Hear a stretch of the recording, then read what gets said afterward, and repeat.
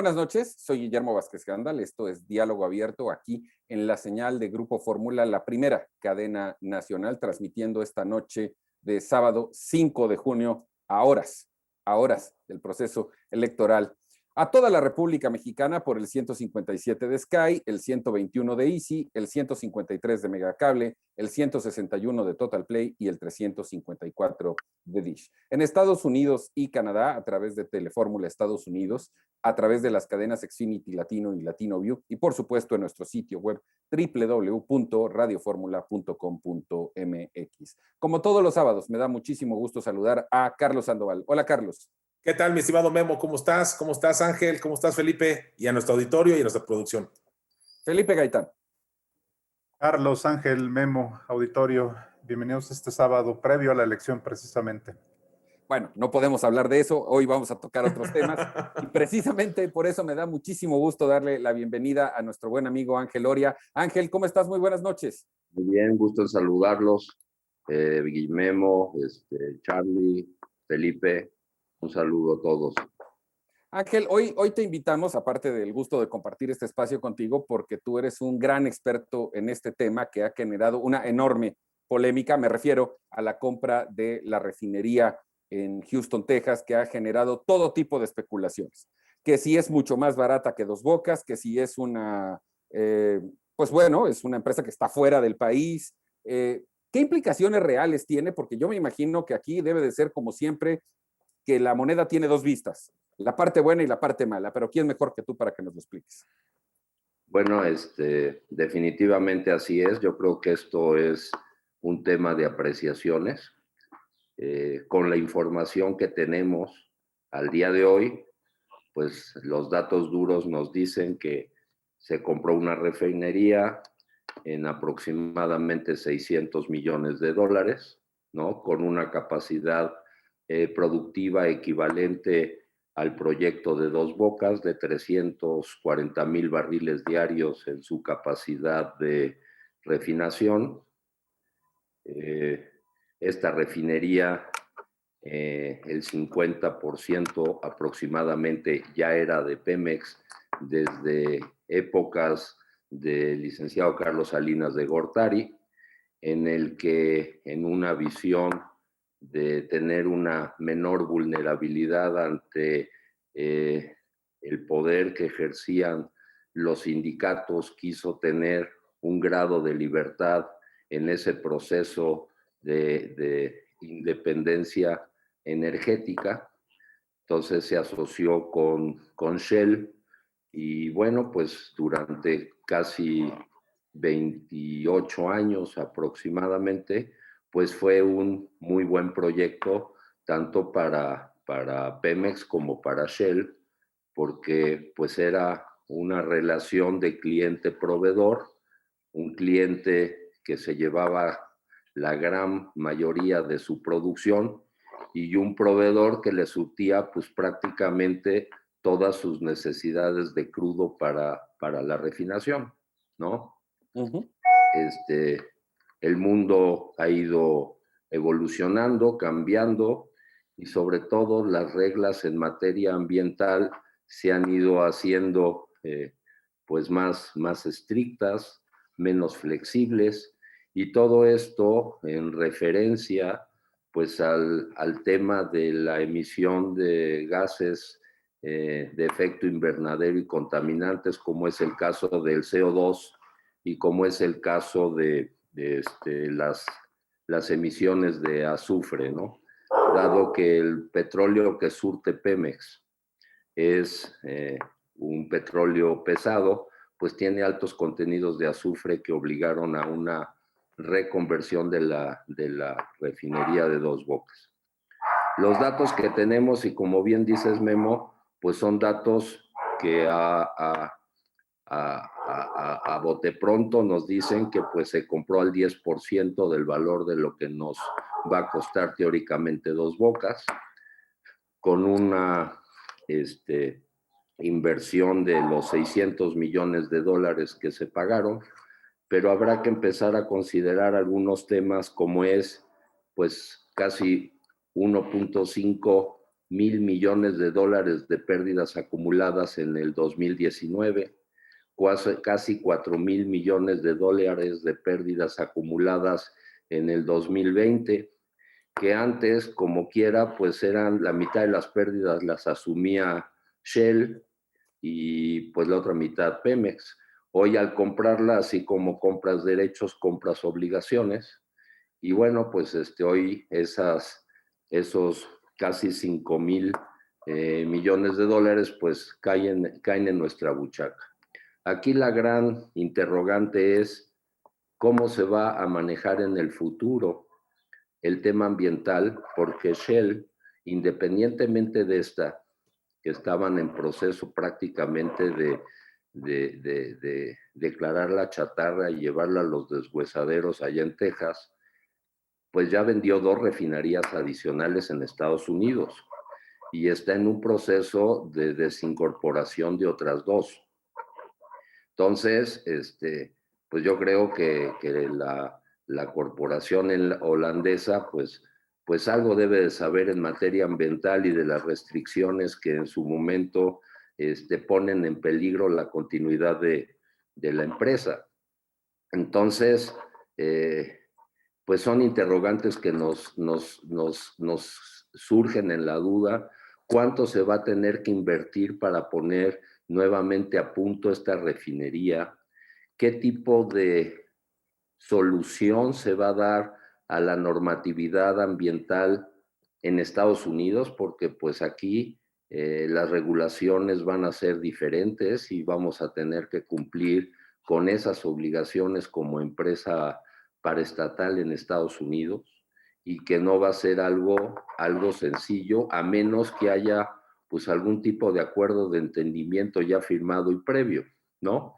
Lo cual, como decía al principio, pues no sabemos, ¿no? Sí. Felipe, perdón, sí, termina aquí.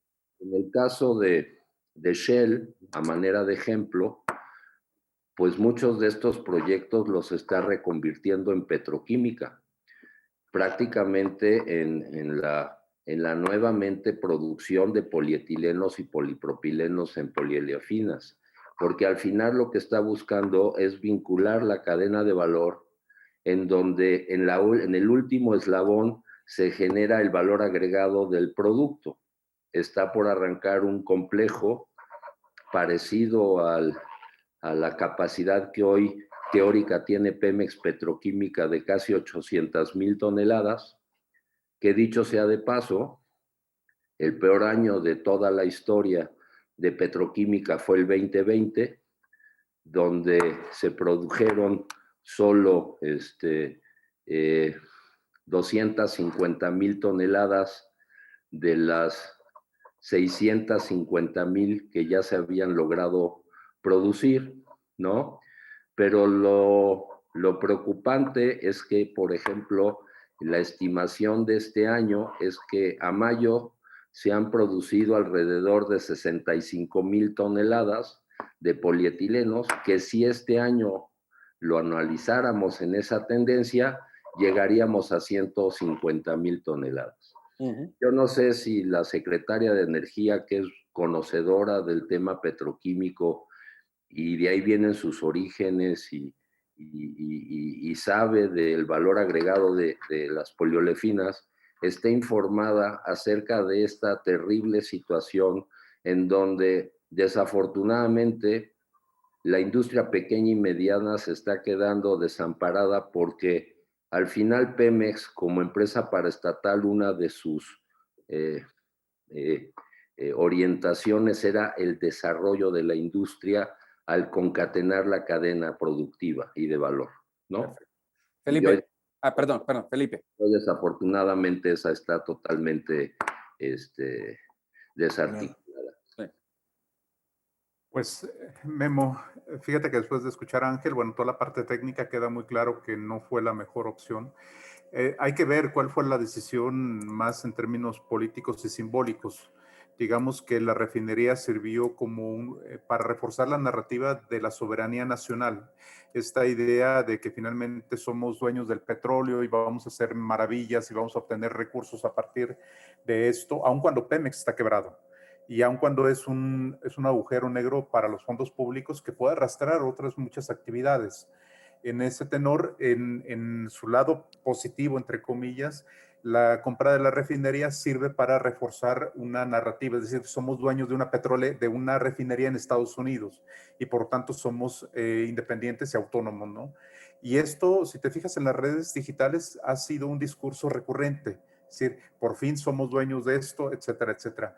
Pero resulta que Moody's le bajó la calificación a la refinería. Entonces, también eso te habla de que a final de cuentas un discurso doméstico puede ser dañino a nivel internacional, porque ya habían bajado la calificación a Pemex y a la refinería cuando le bajan, ¿con qué nos quedamos a final de cuentas? Con esto que decía Ángel, chatarra a final de cuentas, simplemente ni siquiera son activos. Y si a esto le sumamos que en el caso de Shell, en los Países Bajos, el 26 de mayo se dio un fallo histórico contra Shell, precisamente obligándola a que en 2030 baje 45% de sus emisiones por una demanda que en 2019 pusieron Amigos del Planeta, una organización europea, holandesa, bueno, se vuelve histórico. Es decir, estamos teniendo una lectura muy doméstica en el caso de Pemex para consumo político, ni siquiera económico, y un costo económico muy alto al exterior, sobre todo teniendo un vecino como Estados Unidos que está volviendo al tema de las energías limpias, al Acuerdo de París y sobre todo al tema de no apostar por el petróleo. Es más, ni siquiera los países árabes en Medio Oriente ya están apostando por esto. Hay una reconversión de sus propias industrias. La industria también automotriz está apostando porque en el mediano plazo sean los vehículos eléctricos. Entonces, aunque van a tener componentes, como decía Ángel, componentes del petróleo, pero finalmente el combustóleo, la energía que van a utilizar no viene del combustóleo, viene de otro tipo de energías. Entonces, la refinería sirve en positivo, entre comillas, para un consumo doméstico, pero el costo económico es muy alto. Carlos, un minuto, por favor. Sí, mi estimado Memo. Mira, yo creo que muy interesante lo que menciona Ángel, la verdad es un gran experto y creo que a mí el tema que ahorita me llamó mucho la atención es el tema medioambiental. Fíjate que a mí no se me había hecho nada mala idea haber comprado esta planta. Primero, porque es una planta que ya está en activo, está produciendo. Más o menos estábamos hablando de 110,000 barriles de gasolinas, 90,000 barriles de diésel y 25,000 de turbocina, ¿no? Creo que es un volumen importante. Pemex suministra el petróleo.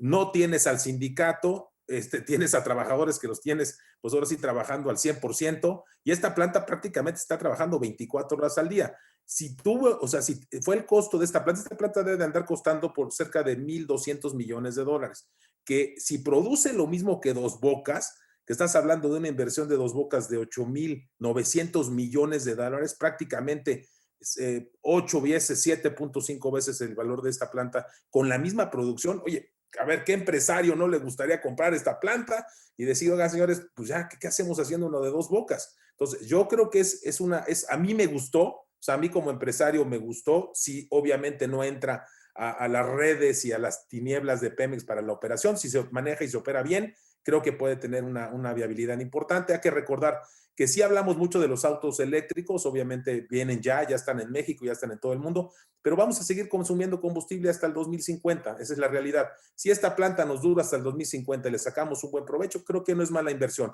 Sí, lo que veo muy mal es el tema de Dos Bocas. Dos Bocas, oye, va a producir lo mismo, cuesta casi 8 veces esto y todavía no se está ni avanzando porque está en terrenos de fango, o sea, es una locura. Yo creo que es una locura. Mejor cómprate otra planta con otro milloncito, cómprate 1.2 millones de dólares, cómprate otra planta de las dos que mencionaba Ángel, que se están también rematando de Shell. Pues compra las dos y vas a producir increíblemente gasolinas. No vamos a ser autosuficientes. Yo me quedo con el comentario final de Ángel, antes de agradecerte y pedirte un último comentario breve, de que Shell algo sabe que las está vendiendo, ¿eh?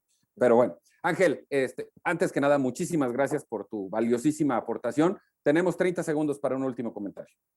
Pues muchas gracias. Yo creo que aquí el mensaje es, veamos este tipo de decisiones en una cadena de valor y aprovechemos nuestro recurso natural tratando de maximizar sus beneficios, y esos son a través de la petroquímica, como lo están haciendo todas las grandes productoras en el mundo. Ángel, muchísimas gracias, Ángel Oria, por tu participación, por esta extraordinaria explicación. Gracias y muchas gracias por la invitación. Saludos a todos. Bueno, yo voy a un corte, no tardo nada. Volvemos de inmediato aquí a Diálogo Abierto.